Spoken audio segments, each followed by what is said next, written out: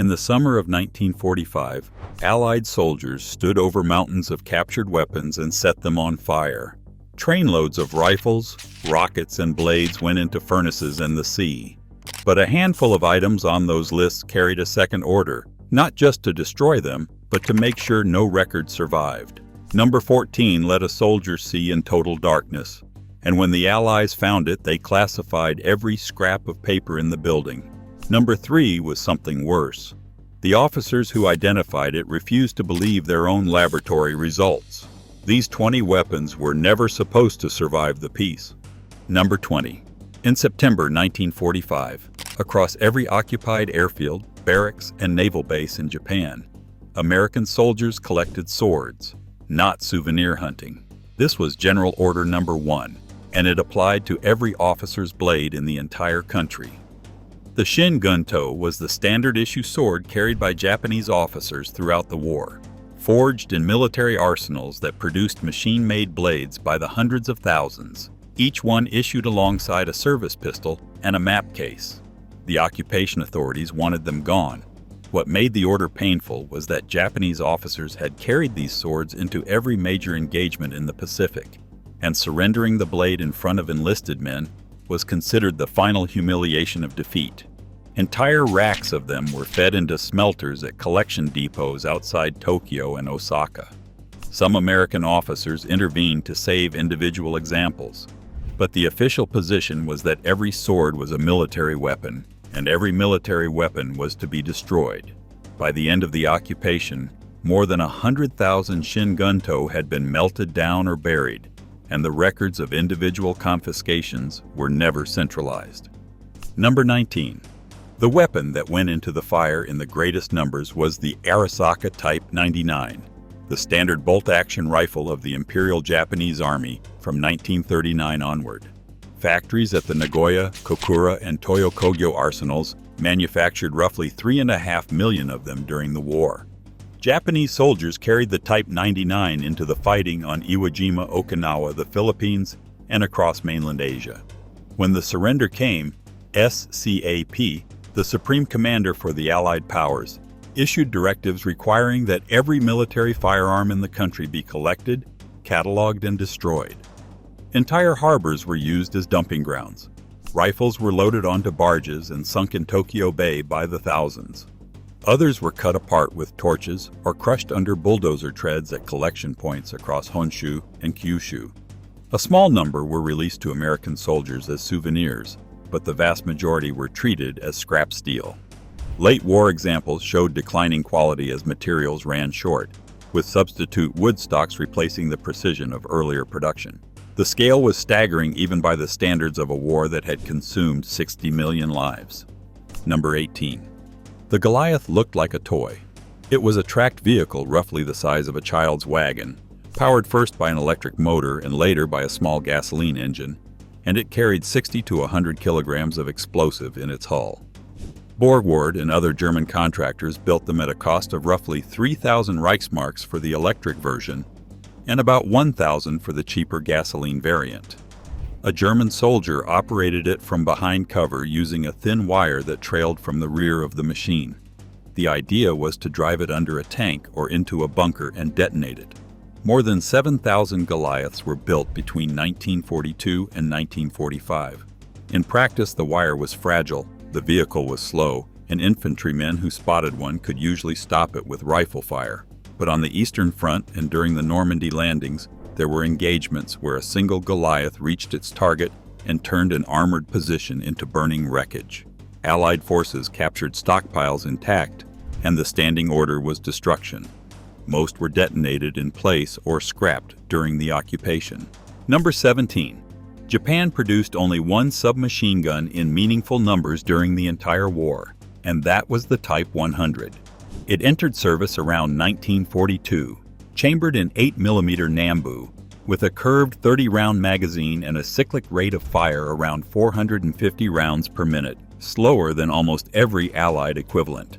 The Kokura arsenal handled most of the production, and the numbers were small, possibly as few as 24,000 total, because Japanese military doctrine favored the rifle and the bayonet and viewed close-range automatic fire as wasteful. The Type 100 saw its heaviest use in the last 2 years of the fighting, in the Philippines and on the home islands, where it was issued to naval landing forces and rear area defense units. Japanese soldiers who carried it generally described the weapon as reliable but underpowered compared to what they faced. After the surrender, the occupation forces collected them alongside every other Japanese military firearm. The weapon that an entire nation treated as an afterthought was destroyed under the same blanket order that consumed millions of rifles, and very few surviving records distinguish one from the other. Number 16. The Flammenwerfer 41 was the Wehrmacht's standard infantry flamethrower, carried by a two-man team, with a range of roughly 30 meters and enough fuel for about 10 seconds of continuous flame. It weighed over 22 kilograms when loaded, and the ignition system used a hydrogen torch that gave the operator about 10 trigger pulls before it needed replacement. The men assigned to carry it understood that being captured while operating one was likely a death sentence, because Allied soldiers regarded flamethrower operators with a hatred reserved for very few categories of combatant. German units used it in street fighting on the Eastern Front, particularly at Stalingrad and Kharkov, and in defensive positions in Normandy and Italy. After the war, captured flamethrowers were singled out for destruction with a priority that went beyond standard demilitarization. Casualty rates among German flamethrower teams were among the highest of any infantry specialty on either front, and replacements were difficult to find. The fuel stocks were burned off, the tanks punctured, and the ignition assemblies smashed. Regulations specifically prohibited keeping them as trophies, and functioning examples that survived the occupation period are almost non-existent. Number 15. The Mk108 was a 30mm autocannon designed by Rheinmetall Borsig for the Luftwaffe, and it could do something that frightened every Allied bomber crew who encountered it. A burst of 3 or 4 rounds from an Mk108 could bring down a B-17 Flying Fortress. The shells were Minengeschoss rounds, thin-walled, high-explosive projectiles that weighed about 330 grams, detonated on contact and tore apart aluminum airframes from the inside. The cannon fired at a rate of 660 rounds per minute and was fitted to the Me-262 jet fighter, the FW-190, and several night fighters. When the Allies captured Luftwaffe airfields at the end of the war, most Mk108 cannons were still bolted into the wings and noses of destroyed or captured aircraft. The effective firing range against bombers was about 600 meters, which meant the attacking pilot had to close to near point-blank distance before pulling the trigger. The standing demilitarization orders meant that the airframes were scrapped and the weapons went with them. There was no program to preserve them because nobody wanted the Luftwaffe to have a future. Number 14. What American intelligence officers found at a captured facility in Germany in the spring of 1945 did not look like any weapon they recognized. The ZG-1229, which the Germans called the Vampire, was an infrared scope mounted on a Sturmgewehr 44, connected to a battery pack worn on the soldier's back that together weighed over 13 kilograms. It let the operator see targets in total darkness at a range of about 200 meters by projecting an invisible infrared beam and reading the reflection. The technology was crude by any later standard, heavy, fragile, and dependent on batteries that drained in less than 4 hours. But it worked, and it had been deployed in small numbers on the Eastern Front and in the final defense of Berlin. The Allies confiscated every unit, every battery pack, every manual, and every technical drawing they could find. The project files were classified, and the captured hardware was divided among American and British research programs. The Germans had fielded a night fighting system that the Allies had not yet matched, and the priority was to learn from it before anyone else did. Number 13. The Haftholladung H3 was a magnetic anti-tank charge weighing about 3.5 kilograms, issued with 3 horseshoe magnets on one face and a pull friction igniter with a 4.5-second delay. A soldier sprinted to the side of an enemy tank under fire, slapped the magnets against the armor plate, yanked the igniter, and ran. It could penetrate up to 140 millimeters of rolled homogeneous armor, enough to defeat most Allied tanks through 1943. The catch was obvious. Someone had to get close enough to touch the hull, and the survival rate for soldiers making that run was low enough that the weapon earned a reputation as a last resort.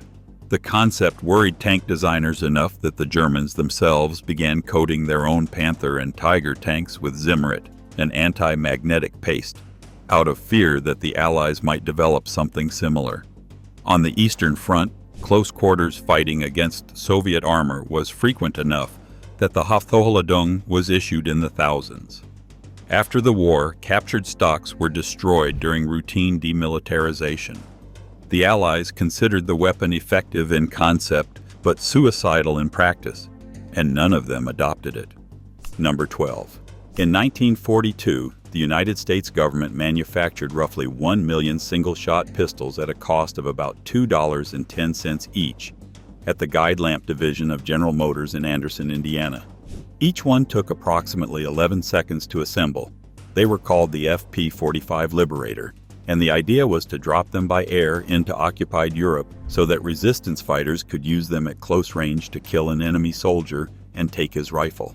The Liberator was made from stamped sheet metal, had a smooth bore, no rifling, an effective range of roughly 1 to 4 meters, and came packaged with 10 rounds of 45 ACP ammunition and a wooden dowel to push spent cartridges from the breech. Each pistol was sealed in a waxed box with a wordless comic strip showing how to fire it. Most of the million produced were never distributed.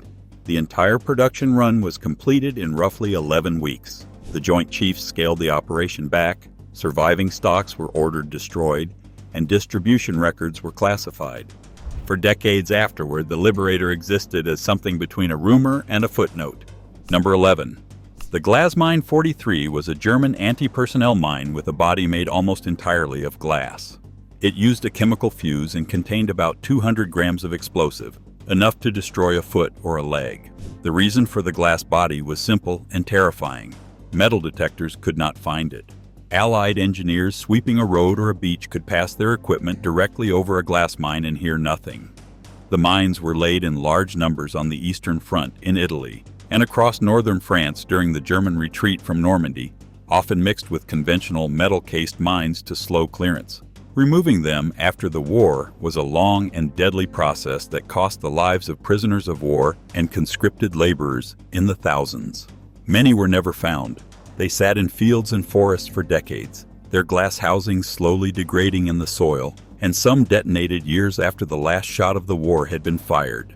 Clearance teams in Normandy alone documented tens of thousands. The Allies did not need to order the glass mine destroyed.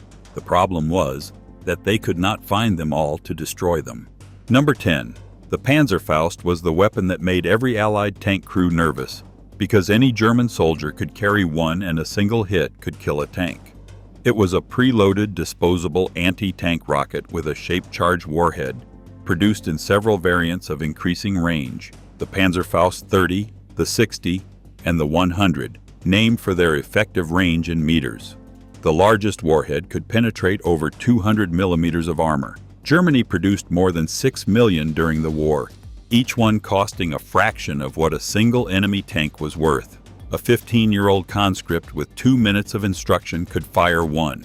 In the final months of the fighting, Panzerfaust attacks accounted for a significant share of Allied tank losses in urban combat. After the German surrender, the Allied occupation authorities confiscated and destroyed surviving Panzerfaust stocks by the hundreds of thousands. Its design influenced every disposable anti-tank launcher built in the decades that followed. They were blown in place, dumped into rivers, or detonated in quarries. The Allies did not want millions of cheap anti-tank weapons sitting in barns, cellars, and basements across a ruined country. Number 9.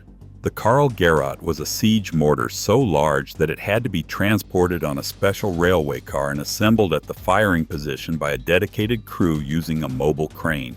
Its bore was 600 millimeters, and the concrete-piercing shell weighed over 2,000 kilograms. Only 7 were ever built, and they were given names instead of serial numbers. They fired at Brest-Litovsk, at Sevastopol, and during the Warsaw Uprising, where a single round could collapse an entire apartment building. Moving one Carl Gerät required multiple vehicles, a support battery, and days of preparation. And the weapon was so conspicuous that Allied air power made operating it in the open a death sentence after 1943. At the end of the war, American forces captured several Carl Gerät units in various states of disassembly. They were studied, photographed, and eventually scrapped. A weapon that had once leveled fortresses was cut apart with torches and sold as scrap metal. If you have a story about a weapon like these, one that came home in a footlocker or a duffel bag and sat in a family for decades, hold that thought. I want to hear about it at the end. Number 8. The Lisle carbine may have been the quietest firearm ever used in combat. It was a bolt-action weapon built around a modified Lee Enfield receiver, chambered in .45 ACP, fitted with an integral suppressor that reduced the report to roughly the noise of a firm hand clap. The subsonic .45 caliber round never broke the sound barrier, which eliminated the ballistic crack that gives away the position of most suppressed rifles. The British commandos and combined operations used it on raids in occupied Europe, where silence mattered more than range or firepower. Only about 129 were manufactured at the Royal Small Arms Factory and by the Sterling Armament Company. After the war, the surviving Lisles were recalled, and most were destroyed. Commando raids took place at close range, and the suppressor made it nearly undetectable. The weapon was classified, the production records restricted, and for years the carbine appeared in no public reference. A handful escaped the recall and surfaced decades later in private collections, but the official position was that the Lisle had never existed in significant numbers, and there was no reason for anyone outside the service to know about it. Number 7. The Biber was a one-man midget submarine, roughly 9 meters long, armed with 2 underslung torpedoes, with just enough fuel and oxygen to keep its single crewman alive for a short-range sortie against Allied shipping. Germany built roughly 324 of them between 1944 and the end of the war, at shipyards including the Fliegerfaust in Lübeck. They were used in the English Channel, the North Sea, and the approaches to Antwerp, where they targeted merchant vessels and supply convoys supporting the Allied advance into Germany. The casualty rate among Biber pilots was appalling. Roughly half the men who took one out did not come back. The submarines were fragile, the navigation was primitive, and the conditions inside the cockpit were so cramped that some pilots lost consciousness from exhaust fumes before reaching their target. After the German surrender, the Tripartite Naval Commission ordered the destruction of every surviving German submarine, including the Biber fleet. The construction was so basic that some components were sourced from civilian scrapyards in the final months of the war. Most were scuttled or broken up. The few that survive sit in museums today, stripped and silent. Number 6. The FG-42 was a weapon that should not have worked as well as it did. It was designed by Rheinmetall as a select-fire automatic rifle for the Fallschirmjäger, the German paratroopers, and it was meant to replace the rifle, the submachine gun, and the light machine gun in a single package carried by one man jumping out of an aircraft. It fired the full-power 792 by 57 mm Mauser cartridge from a 20-round side-mounted magazine, weighed about 4.5 kilograms, and could fire semi-automatic or fully automatic. Only about 7,000 were manufactured because production was expensive, and they were issued almost exclusively to elite paratrooper units. The men who carried the FG-42 in combat at Monte Cassino in Normandy and during the Ardennes offensive considered it one of the finest infantry weapons of the war. After the German surrender, the Allies confiscated every one they could locate. Most were destroyed during demilitarization, and no other country attempted to replicate the design. Surviving examples are among the rarest military firearms in existence, and a single specimen in good condition has sold at auction for over $300,000. Number 5. Allied soldiers called it Hitler's buzzsaw, and when they heard it, they knew exactly what they were facing. The MG-42 was a belt-fed, air-cooled machine gun with a cyclic rate of fire that could reach 1,200 rounds per minute, a sound so fast that individual shots blurred into a continuous rip. Mauserwerke in Oberndorf was the primary manufacturer, though production was spread across multiple factories. The weapon weighed about 11.5 kilograms, and a trained crew could swap a hot barrel in under 6 seconds. The MG-42 served on every front where German forces fought, from the hedgerows of Normandy to the steppes of Russia to the deserts of North Africa. More than 400,000 were manufactured during the war. After the surrender, Allied demilitarization programs destroyed them in enormous quantities, melting them down or cutting them apart at collection depots across Germany. Allied infantry manuals devoted entire sections to neutralizing one. The irony is that the weapon was too good to disappear entirely. Several countries studied captured examples and built their own versions, and the MG-42's descendants are still in military service today. Number 4. The Fliegerfaust was a shoulder-fired anti-aircraft weapon that looked like a bundle of 9 thin tubes strapped together, produced by Hugo Schneider AG in Leipzig. Each tube held an unguided 20mm rocket, and the operator aimed the cluster at a low-flying aircraft and fired them in 2 rapid salvos. 5 rounds, then 4, with a tenth of a second delay to spread the pattern. The rockets left the tubes at roughly 340 meters per second. It was designed to give a single infantryman a realistic chance against strafing fighters at altitudes under 500 meters. Only about 80 Fliegerfaust launchers are believed to have been manufactured before the war ended, and a small number were deployed for evaluation on the Eastern Front in early 1945. American forces captured several at war's end, along with the full technical documentation. The spread pattern was designed to cover an area wide enough to strike a fast-moving aircraft at low altitude. The weapon was studied, the documents classified, and the surviving hardware destroyed.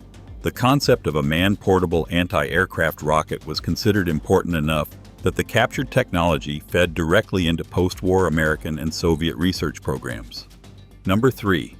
In the spring of 1945, Allied forces advancing into central Germany overran a series of underground storage bunkers near Raubkammer and found something that did not belong in any infantry war. Stacked inside were artillery shells filled with a substance that captured German chemists identified as Tabun, an organophosphate nerve agent first synthesized by the chemist Gerhard Schrader at the IG Farben laboratories in 1936. A single milligram absorbed through the skin could kill a man in minutes. Germany had manufactured approximately 12,500 metric tons of Tabun at a purpose-built plant in Die Herrenfurth, Silesia, and loaded it into shells and aerial bombs ready for use. The discovery was kept quiet because the Allies had no defense against nerve agents and had not known the Germans possessed them in quantity. The decision on what to do with 12,000 tons of chemical munitions took years. In the end, much of the captured stock was loaded onto ships and dumped into the Baltic Sea under the code name Operation Davy Jones Locker. The shells are still there, corroding on the seabed, and the full scope of the program was not declassified for decades. Number 2. The Wellrod was a bolt-action, magazine-fed pistol with an integral suppressor, designed at Station 9, the Special Operations Executive's secret weapons laboratory near the town of Welwyn in Hertfordshire. It was chambered most commonly in .32 ACP, held a 6-round magazine in the grip, and when fired it produced a sound measured at roughly 73 decibels, about the volume of a normal conversation.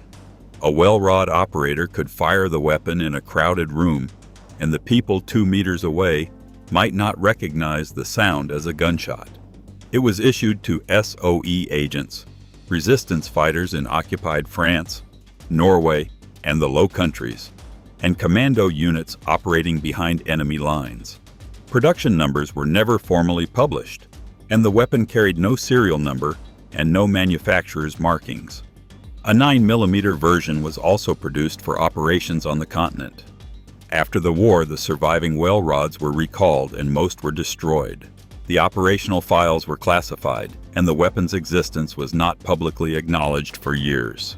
The Wellrod was designed from the start to be deniable, and the British government treated it that way long after the fighting ended. Number 1. The Sturmgewehr 44 changed infantry warfare permanently and the men who ordered it destroyed understood exactly what they were getting rid of. It was the first weapon mass-produced as a true assault rifle, firing a new intermediate cartridge, the 7.92 by 33mm Kurds, from a 30-round detachable magazine at a cyclic rate of about 500 rounds per minute. It gave one soldier the automatic fire of a submachine gun and the effective range of a rifle in a single weapon. Hanel and Irma produced roughly 420,000 of them between late 1943 and the end of the war. After the surrender, the Allied occupation authorities ordered the destruction of every Sturmgewehr 44 in German hands. Factories were dismantled, tooling was scrapped, captured rifles were cut apart, burned, or dumped. The Allies did not want a defeated Germany to retain the one infantry weapon that had genuinely alarmed Allied ordnance officers. But the concept could not be unmade. Within a few years, Mikhail Kalashnikov was building the AK-47, and every major army in the world was developing its own version of the weapon the Allies had tried to erase. 20 weapons the Allies wanted gone.